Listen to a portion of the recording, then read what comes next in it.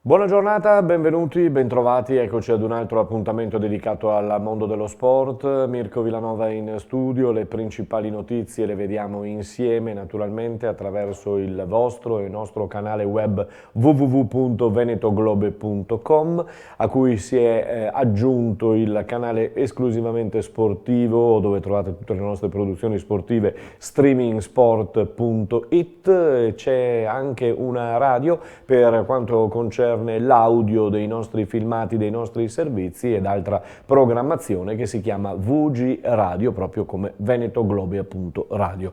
Per quanto concerne invece il digitale terrestre, ogni sera siamo in onda 19:40, 19:45 circa su Caffè TV 24, l'emittente del Nord Italia che potrete sintonizzare sui canali 95 per Veneto e Friuli Venezia Giulia.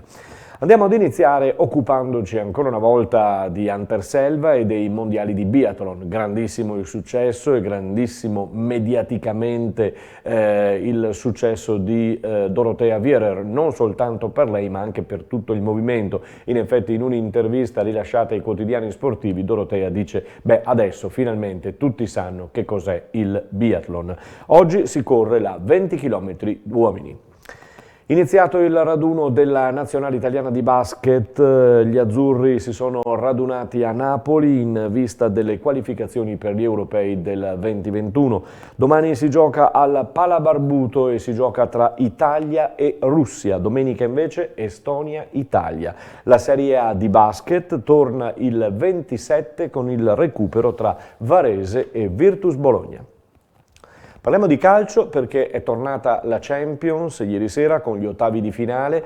L'Atletico Madrid del Cholo ha vinto contro il Liverpool per 1-0, mentre il Borussia Dortmund ha piegato il Paris Saint-Germain con il risultato di 2-1. E stasera gli occhi e le orecchie, in questo caso di tutti, radioline permettendo e altre possibilità di ascoltare appunto questa gara dallo stadio di San Siro a Milano. Gioca l'Atalanta che affronterà il Valencia. È un Valencia che ha parecchi infortunati, ha parecchi assenti, tra cui anche Florenzi, l'ultimo arrivo dalla Roma, però Gasparini non si fida, dice un ottavo di finale è da prendere sempre con le pinze, e ha ragione.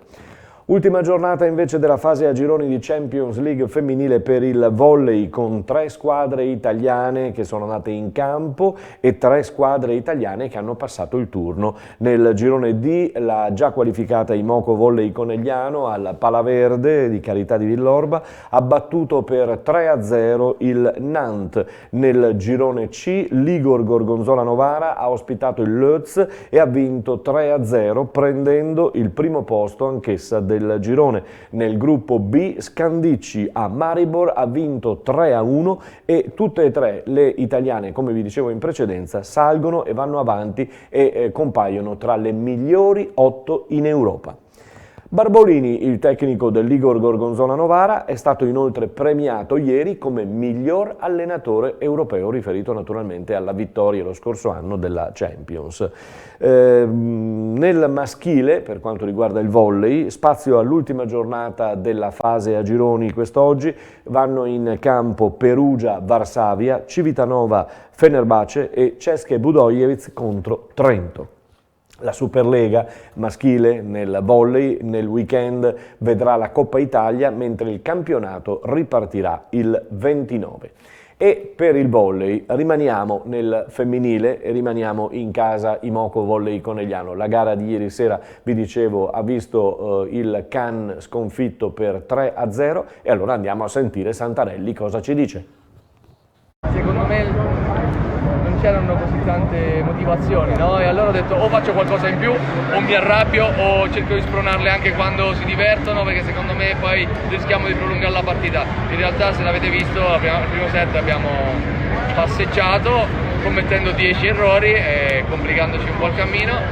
però dopo le ragazze sono riprese perché il secondo set, se ci pensate, siamo partiti malissimo, no? E poi invece lì abbiamo, secondo me, fatto, da quel momento in poi abbiamo fatto un'altra partita, mentre la prima parte della partita l'abbiamo giocata così al 50% commettendo tanti errori, poi invece abbiamo cominciato a spingere, toccando a muro, aggressive in difesa, come piace a me. È stato un piccolo show dopo e sono contento perché, ripeto, oggi le motivazioni non erano tantissime, ma ci tenevamo a finire questo girone da primi, vincendo tutte le partite, e credo che sia contenta la società anche di questo. Adesso staremo a vedere cosa succede, però sono contento, dai.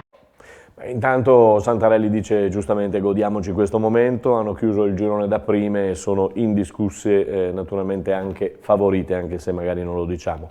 Parliamo di atletica leggera invece, perché a Vittorio Veneto la scorsa settimana presso la sede della Silca SPA si è tenuta una conferenza stampa presentazione di Michele Gazzola, neo amministratore delegato di Silca SPA. C'era da festeggiare i 40 anni dell'atletica e i 30 anni per il triathlon. I numeri stanno parlando di un crescendo inarrestabile che ha portato nel 2019 ben 25.900 atleti a gareggiare, si punta sui 31.000 e si punta a fare 26 avvenimenti, 26 eventi. Andiamo a sentire le parole di Aldo Zanetti per quanto riguarda proprio la corsa, eccolo.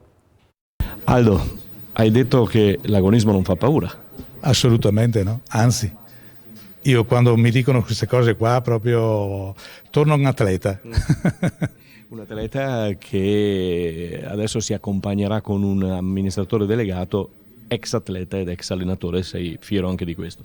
Sì, beh, non è che prima stessimo male in Silca perché ci hanno sempre supportato, ma Michele Gazzola è un atleta, un ex atleta, ma soprattutto anche assaporato il fatto di allenare, e questo significa molto per noi e per me in modo particolare, perché fare allenamento ai ragazzini soprattutto vuol dire cercare di riuscire a trasmettere passione.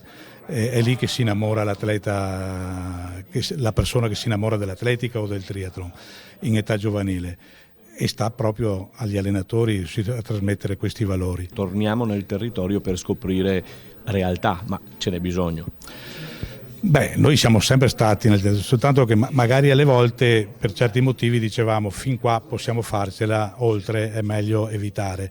Adesso abbiamo la possibilità di osare, ecco. Quindi se anche uno su 1000 uscirà, sappiamo che sarà gradito e sarà l'esempio da mantenere in azienda e in società per tanti altri, perché giustamente, come dice Michele, l'esempio davanti fa crescere la disciplina e fa crescere il mondo che c'è in. E per l'atletica oggi vi ricordo presso l'azienda agricola Borgoluce di Ponte della Priola si sono corsi regionali studenteschi con un grande successo di pubblico e anche di partecipazione.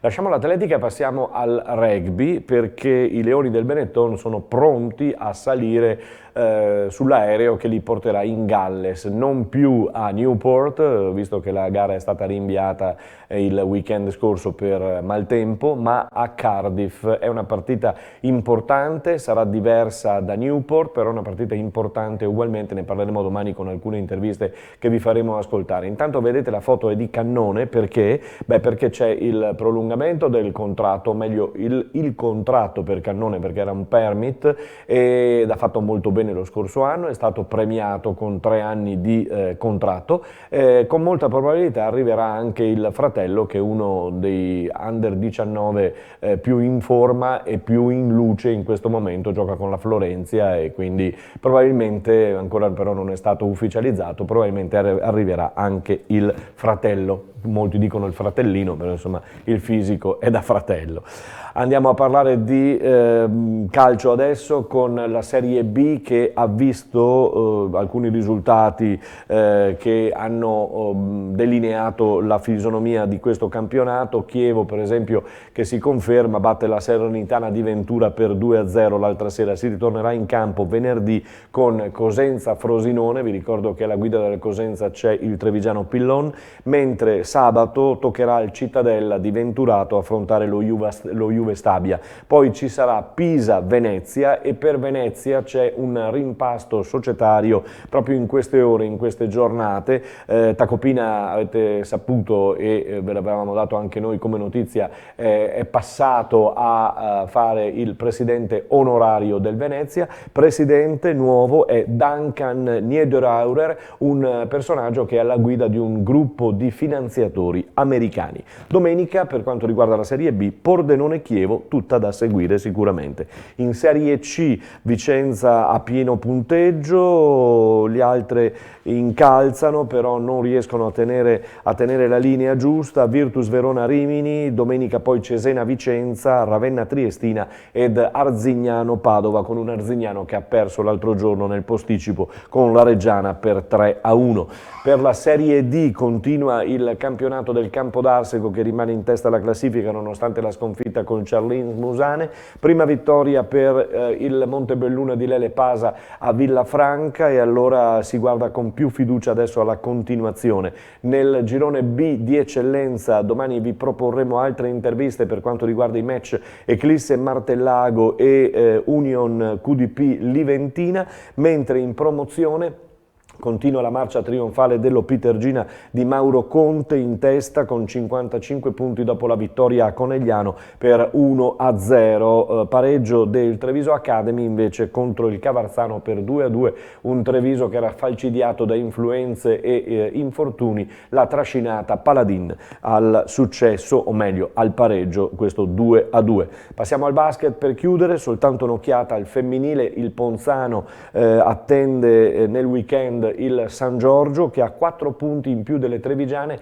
Davanti alle trevigiane stesse bisogna fare punti, bisogna accorciare questa classifica. Infine in Serie B maschile la Ruker sarà a Lecco contro la quarta della classifica, però qui ormai si guarda in grande, si guarda al 29 con la gara in casa contro Bernareggio, che sarà trasmessa anche in streaming come tutte le partite casalinghe dalla nostra emittente, dal nostro web, e vi ricordo che poi andremo a seguire anche a Ravenna le Final 8 di Coppa Italia. È tutto per il momento, ci fermiamo qui. Abbiamo invece, no, non ci fermiamo qui perché abbiamo un'intervista per parlare di tennis locale. Siamo andati a Santa Lucia di Piave con Sebastian Suarez, che è l'istruttore di un bel tennis club appunto a Santa Lucia di Piave. Sentiamo in merito ad un torneo che si è svolto nel weekend. Rodeo, si gioca il sabato e la domenica a tennis. Sì, buonasera a tutti. I tornei Rodeo sono tornei che a punteggio ridotto, che si svolgono nel fine settimana fra sabato e domenica, e si possono fare tutte le categorie, giovanili, adulti, over. E noi oggi abbiamo deciso quest'anno di ospitare un torneo giovanile, under 14 e 16 maschile e femminile. Infatti abbiamo visto diverse ragazzine e ragazzini impegnati di diverse età. Un under 12 ad esempio può giocare in under 14, un under 14 può giocare in under 16, però si trovano sempre maschi contro maschi, e le categorie sono... si affrontano tra loro. Junior Sporting, ma io ti conoscevo come Easy Tennis qui a Santa Lucia, che cosa cambia?